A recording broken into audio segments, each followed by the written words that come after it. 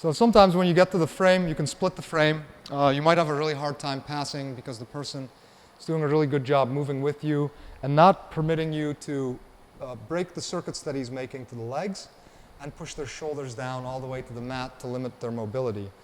In these cases, sometimes you have to do either like a floating style pass where you're dynamically posting on your hands, pummeling with your legs, or you have to do some other kind of fast pass, threatening something else to distract the person while you're trying to pass. So one of the options that's really kind of nice is just a rolling kimura pass. Even if you can't roll all the way, there's a lot of cool submissions that you can enter from there.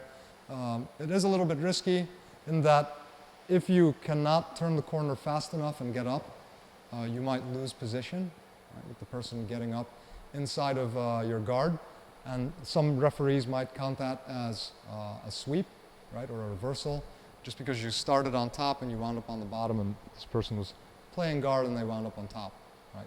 So you got to be a little bit careful with that, but if you don't care, you just want to submit the person like me, I always look for the finish rather than trying to win on points, sometimes to the detriment of the victory, right? But I just want to tap people. So if you just want to tap people, this is one way to pass that can be kind of high risk, but also very high reward. Also a very good counter, by the way, if you come up off a single, for example, there's a way that you can wind up in kind of the same position where you may have to do some kind of roll with the double wrist lock grip. Okay, so I'm going to start the grip, setting it up with my thumb on the opposite side here. And I want to be grabbing on the hand, actually. So I'm going to be squeezing with my thumb right across the front of the wrist. And then my forefingers, I'm going to grab this bone right here on the pinky. So that's the grip that I like to start with. Now, as soon as I start diving over, I'm going to have to switch my thumb. So I like to start here and bend the wrist just because I have really good control. I have 3 levers here, right? So I'm able to move it around a lot and really restrict the movement because this person can't move in some ways. They'll hurt their wrist. So I like to grab on the hand, then as I dive, I'm going to slide my hand. So how am I going to dive? My goal really is to roll free of the legs as I pass my arm over the shoulder and go for the kimura. Now, a couple of notes. As I dive, if you can get the hand behind, you may want to stay a little bit higher with your hand to finish the kimura, to make sure that the elbow doesn't get away from you.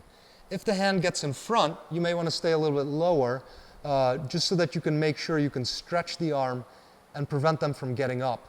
Okay, so I'm here, I've got my grip, I'm going to bend the wrist, I'm going to move forward, really itchy. Move forward, I can even push my knee in the chest, okay? Just to push them back a little bit. Now I'm going to dive. As I dive, again, my thumb, I swipe it to the other side. I'm going to dive. My elbow goes down and I roll. As I roll, I have to start stretching my arm.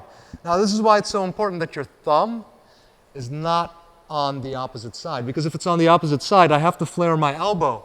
Now there's a critical detail here.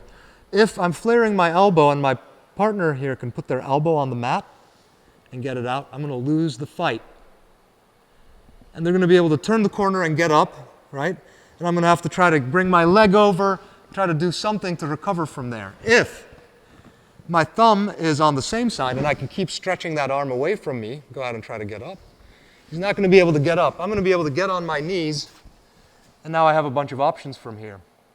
One of the options, I can pass my leg over, I can bring the shoulder up, sit on the head, separate the hands so they can't grab anything, and then I just finish the kimura from here. I like to stretch and pull the shoulder away and put a lot of tension in all the ligaments, so I don't just stay here and go. I stretch it away, then I go. And as you see, the tap comes much faster. Right? If you feel like the person's going to go flat to try and escape the kimura, one of the things you can do is get up, bring your knee up, and sit straight back for an arm bar. Squeezing your knees, pulling your leg close, but not lifting your leg off the ground. Right? I just sit straight back, and I get the arm. Now you got to be careful here because they might go for a hitchhiker. If they try to hitchhiker, you can get the wrist from here. Right? So that's another option.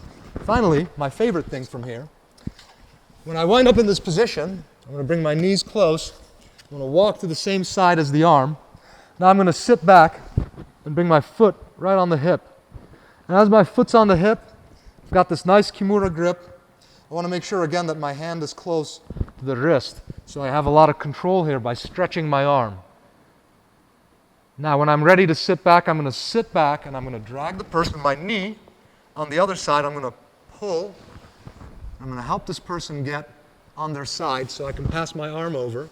And from here I can start attacking the strangle or other stuff from the back.